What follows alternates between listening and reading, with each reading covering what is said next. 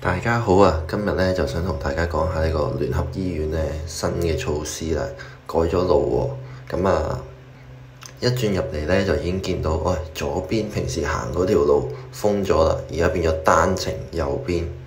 嚟到呢個位發覺，咦，以前個的士站位都唔同咗喎，而家改咗做呢邊喎。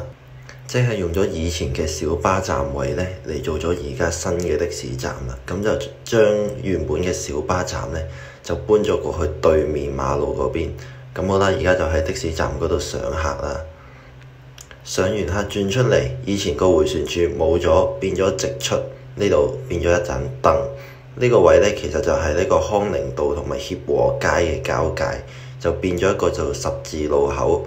咁而家咧就所有由聯合醫院出嚟嘅車咧，都必須要由呢邊轉出嚟嘅，就唔可以用翻以前舊嗰邊轉出嚟嘅。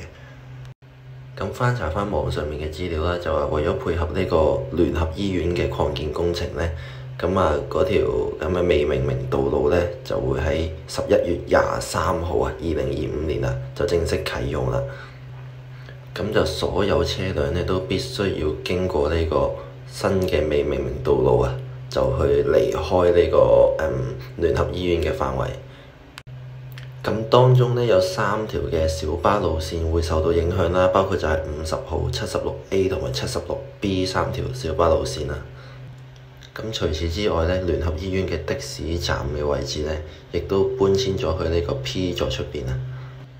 咁各位以後嚟到呢個聯合醫院嘅時候咧，就記得留意呢個新嘅交通安排啦，就千祈唔好逆線咁樣去離開呢個聯合醫院啦，以免造成危險。好啦，今日呢段片嚟到呢度，多謝收睇。鍾意嘅朋友記得 CLS 訂閱、讚好、撳埋個啷啷。下條片再見。